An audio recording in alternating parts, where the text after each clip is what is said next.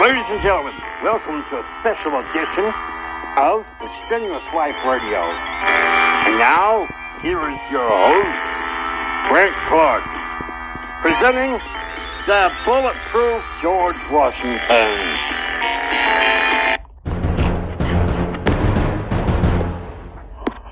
Hey folks, Brent Clark here. We are presenting here a special story that I doubt very many people know about it, unless you're God-fearing Christian. Maybe your parents or somebody taught you about it. But I'm going to tell you all about it. The story of the Bulletproof George Washington. During, I believe it was 17...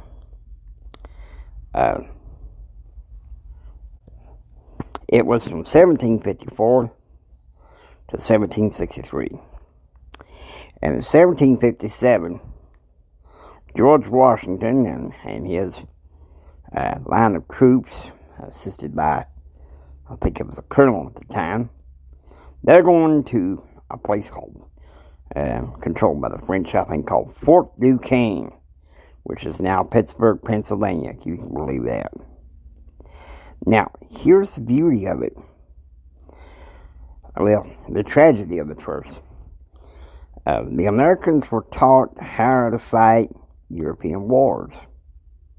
And and the British, and where it was is you stand across from each other in a field, you get with your distance, and you take your aim and you fire. But the Indians, they taught the French some tricks. Climbing into trees and learn how to shoot from trees. So the American troops were kind of overwhelmed. One thing, though, that was so fascinating is that George Washington survived all that. And he wrote in a letter home, he said, I had bullet holes in my jacket, but I was never hit. Had bullet fragments in my hair, but not a single shot hit me.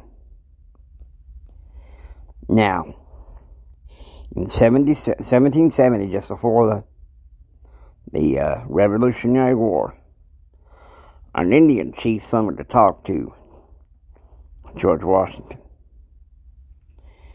And he said, "Sir, I personally have some people in my in my tribe fire at you. Must have been about 16 times.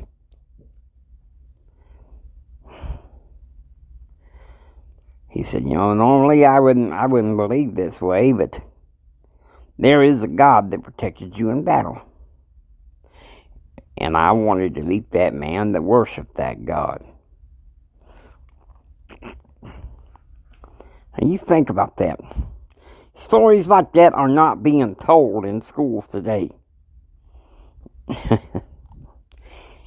Sadly. But I think they should be. They weren't when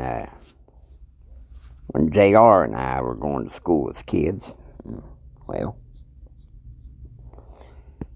J.R. asked me to step in and do this, and tell you what I thought. The odds were against George Washington. He must have had 50, 60 rounds pumped toward him. Not even a scratch. He was even shot from off his horse, but no scratch. He was protected by the hand of God. And why? It's pretty obvious why. George Washington was a dedicated man of God. He loved the Lord Jesus Christ with all his heart. And that's just being honest with you. Alright? I want you to think about that. What blessings that could be. Them Indian braves took a shot at George Washington at least 16 times. Bullet fragments in his hair. But he wasn't even hit, not even a scratch. Bullet holes in his jacket. That tells you something. That should tell you something about how mighty God is. What a mighty God we serve indeed.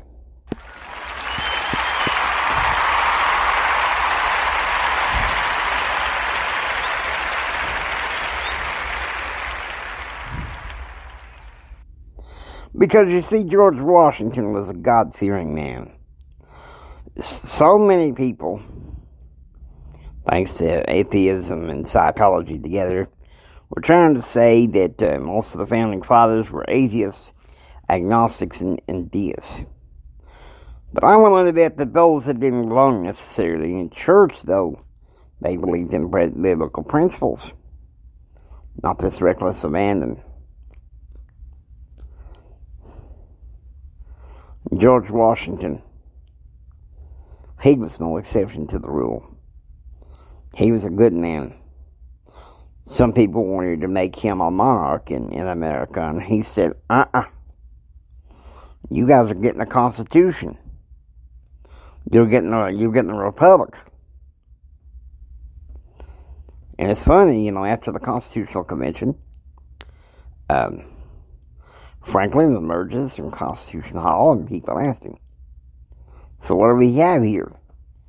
And Benjamin Franklin said this. He said, a republic, if you can keep it.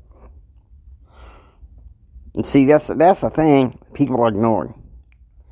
You need to give praise to Jesus Christ that this country exists and can still have freedom, and give us a chance to fight for freedom against anybody, modern forces that try to destroy it. And with that, I hope you enjoy listening to the Strenuous Life Radio. If you like what you hear, please subscribe or become a part of the Strenuous Life family. This is Brent Clark saying until next time, don't just sit there and take it. Build your dreams so you can take it. Do what others don't so you can be what others won't. And do what others won't so you can have what others can't. And like our daddies used to say, think strong, live strong, and live the strenuous life. God bless y'all. Y'all take care now, you hear?